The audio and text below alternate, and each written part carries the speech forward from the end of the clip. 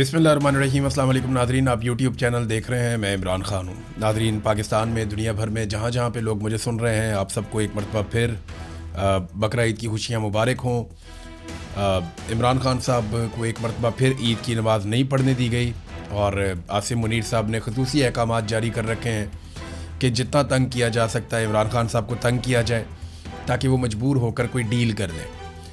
यानी एक आदमी को जब आप एक लेवल से ज़्यादा तंग करते हैं, परेशान करते हैं, उसको कैद तन्हाई में रखते हैं, उसकी फैमिली को नहीं मिलवाते, उसकी आंख भी ज़ाया कर देते हैं और मल्टीपल चीज़ें आप करते चले जाते हैं, तो एक वक्त आता है आपको ऐसा लगता है कि अब ये आदमी टूट जाएगा और मेरे साथ कोई ना कोई डील कर लेगा। लेकिन अब ऐसा लगता नहीं कि इमरान खान साहब डील करेंगे। इससे पहले कि मैं एक वाक़या आपको सुनाऊँ, बल्कि पहले आपको वाक़या सुनाता हूँ। मैं ना ISI की कैद में था, तो मुझे एक ऑफिसर आया और उसने मुझे पूछा कि इमरान खान कब तक टूट जाएगा। मैंने उसे कहा कि तुमने पकड़ लिया इमरान खान को। तो मैंने कुछ सवाल किए, मैंने कहा किधर आपने रखा है? तो उसने बताया जी उस वक्त ना वो अटक जेल में रखा हुआ था। जब मैं कैद में था तब इमरान खान साहब अटक जेल में थे, जहाँ से बाद में उनको शिफ्ट किया गया था। मैंने उसे कहा था कि तुम्हारे पास ना 2 हफ्ते 15 दिन है, इतने दिनों में इमरान खान साहब के साथ जो चीज़ें तुम तय करना चाहते हो तुम लोग कर लो, मामला उनके साथ जो करना चाहते हो कर लो, क्योंकि जितना लंबा तुम उसे कैद रखोगे तो वो अपनी कैद का गुलाम बन जाएगा। ये बात उसे समझ नहीं आई। बाद में उसने मेरे से जब पूछा, वापस आए, ये लोग ये रिकॉर्ड कर लेते होंगे या कुछ इनका सिस्टम होगा जिसमें ये सुनते थे मुझे, तो उसने मुझे बाद में आके इन्होंने पूछा कि ये कैद का गुलाम क्या होता है, इससे आपका क्या मतलब है? मैंने कहा जी वो फिर अपने अगले दिन नहीं गिनेगा कि वो छूट कर बाहर कब जाएगा, वो अपने पिछले दिन गिनेगा कि इतने दिनों से मैं कुर्बानी दे रहा हूँ और इतने अरसे से मैं इससे हिरासत के अंदर हूँ, तो अब मैं कंप्रोमाइज़ क्यों करूँ? तो इमरान खान ने जितनी मार खा ली ना, जितना कुछ बर्दाश्त कर लिया, अपने कारकुन भी कत्ल करवा लिए, ये सारा कुछ होने के बाद और इन सारी चीज़ों के बारे में इमरान खान साहब को इल्म है, तो अब इमरान खान साहब कोई ऐसी डील नहीं करने वाले कि वो अपना ज़ाती फ़ायदा निकाल के बाहर आ जाएंगे। हाँ, इमरान खान थोड़ा बहुत को फेस सेविंग दे सकते हैं, इमरान खान थोड़ा बहुत रूम दे सकते हैं, या मिलिट्री एस्टेब्लिशमेंट को थोड़ा बहुत रास्ता दे सकते हैं कि ठीक है यार, मैं तुम्हें सियासत में से निकलने का रास्ता देता हूँ, तो इज़्ज़त के साथ निकल जाओ। ये तो इमरान खान साहब कर सकते हैं, लेकिन वो ये डील नहीं कर सकते कि पाकिस्तान के जर्नैल यहाँ पे हुकूमत करते रहें और सियासतदान चुड्डू बन के बैठे रहें। ये मुझे नहीं लगता कि अब इमरान खान कर पाएगा इतनी मार खाने के बाद। यानी इंसान जो कुर्बानी देता है वो कुर्बानी उसके ऊपर एक बोझ बन जाती है कि क्योंकि मैंने ये कुर्बानी दी है लिहाजा अब मैं पीछे नहीं हट सकता। यही इमरान खान साहब के साथ होगा और इस बात की आसिम मुनीर साहब को अभी समझ नहीं आएगी, क्योंकि उन्होंने ज़िंदगी में कभी कभी मुश्किल वक्त देखा ही नहीं, इस तरह की कभी चीज़ों का सामना किया ही नहीं उन्होंने। वो तो जनाब फ़ौज में भर्ती हुई और फ़ौज में भर्ती होने के बाद आपको हर तरह की सहूलत होती है। वो आर्मी चीफ बन गए करते कराते, सारे उनकी खुशामद करते हैं, सारे मामला उनके कंट्रोल में।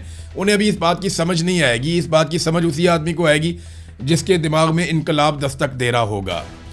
नाज़रीन, इमरान खान को फिर ईद की नमाज नहीं पढ़ने दी गई। अब जो सरकार एक कैदी को 3 साल हो गए हैं, 6 ईदें हो गई, जो सरकार एक कैदी को ईद की नमाज नहीं पढ़ने दे रही, उसे एक अदालत की पेशी के ऊपर नहीं ला सकती, उसको सिक्योरिटी का बहाना बनाते हैं, कहते जी सिक्योरिटी हम नहीं दे पाते। जेल के अंदर एक कैदी को सिक्योरिटी नहीं दे पा रहे, अदालत में पेश नहीं कर पा रहे एक साबिक वजीर आज़म को।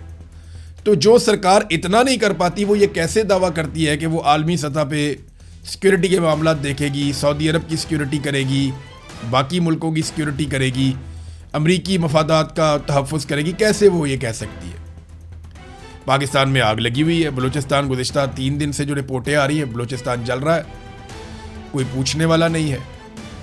ना फील्ड मार्शल, वज़ीर दाखिला चले गए हैं एक मुक़द्दस सफ़र के ऊपर, अल्लाह ताला कबूल फरमाए उनकी इबादत। लेकिन कौन है जो पाकिस्तान को देखे, बलूचिस्तान को देखे? बलूचिस्तान बेयारो मददगार है, वहाँ का वज़ीर आला भी खुलकर फिर नहीं सकता, बाहर नहीं निकल सकता। कोयटा से बाहर जाए ना, कोयटा के अंदर भी नहीं घूम सकता। तमाम शराएं बंद हो जाती हैं, जिसका दिल करता है जहाँ पे आके नाका लगाता है और लूटना शुरू कर देता है। कितने ही लोग शहीद हो गए गुज़िश्ता 3 दिनों के अंदर, ये डाटा तो जारी भी नहीं किया जाता। एक तरफ पाकिस्तान को इस तरह जलाया जा रहा है और वो आवाज़ें जो पाकिस्तान को बचाने वाली आवाज़ें हैं, इंसानी हुकूक की आवाज़ें हैं, जिन्हें लोग सुनते हैं, उनको दबा दिया गया। भारंग बलोच और बलूचिस्तान के बहुत सारे ऐसे लोग जिनकी मोतबर आवाज़ है इंसानी हुकूक के हवाले से, उन्होंने क्या किया है? वो अपने लोगों के लिए आवाज़ उठा रहे थे और लोग उनकी बात मानते हैं। आज आसिम मुनीर साहब अपनी पूरी ताकत इकट्ठी करके बलूचिस्तान में अपनी सारी फौज लगाकर ऐसा जलसा नहीं कर सकते जैसा वो मारंग बलोच को छोड़ें तो उसका इस्तकबाल हो जाएगा अगले 10 घंटों में। ये बात एक सच है, हकीकत है।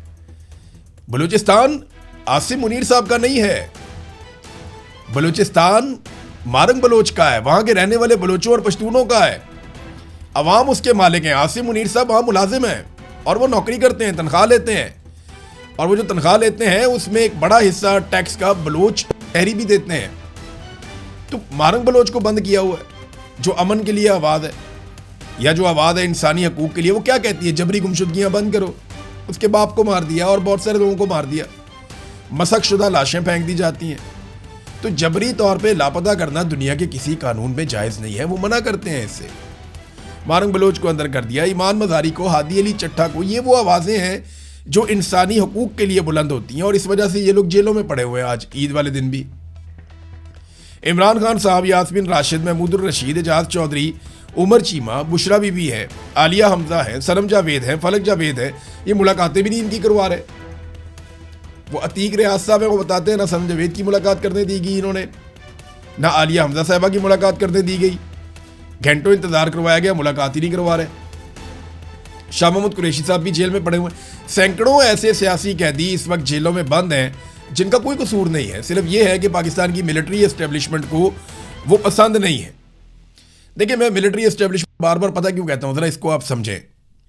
हमने माजी में गलतियाँ की हैं, मैं खुद गलतियाँ करता रहा हूँ और उनकी मैंने माफ़ी भी मांगी है पूरी कौम से। अब अगर किसी का दिल करता है कि उन गलतियों पे मेरी गर्दन उतार दे तो भाई उतार दे। मैंने अपने हिस्से की बहुत मार भी खाई है। मैंने जो गलत किया मुझे उस पर शर्मिंदगी है, लेकिन मैंने उसके लिए बहुत मार खाई और रोज़ अपनी गलती के ऊपर अपने आप को कोसता रहा और मैं ये कहता रहा कि ठीक है, मैंने क्योंकि गलती की है, ये मुझे और मारेंगे तो कोई बात नहीं, मारो मुझे, अब मैं सरेंडर नहीं करूंगा। तो ये मैंने वक्त गुजारा। मैं सबको एक बात समझाता हूं जो लोग बात समझते नहीं है। आप जब सियासतदानों के ऊपर ज्यादा कीचड़ उछालते हैं ना, देखिए उनकी जितनी जिम्मेदारी है उतना उन पर जरूर डालें। जब वो टाउटगिरी करें और एस्टेब्लिशमेंट के जूते पॉलिश करें तो उन्हें जरूर आप मेंशन करें, उन्हें आप जरूर इस बात पे शर्मिंदगी दिलाएं। यानी सियासतदानों को सिर्फ एक बात पे शर्मिंदा करें कि जनाब आप जर्नैलों के साथ ताल्लुकात क्यों रखते हैं। सियासतदानों को सिर्फ एक बात के ऊपर उनको घटियापन का एहसास दिलाएं कि जनाब आप जूते पॉलिश क्यों करते हैं। बाकी इन बेचारों का कोई नहीं है। ये सारा किया धरा पाकिस्तान की मिलिट्री एस्टेब्लिशमेंट का है।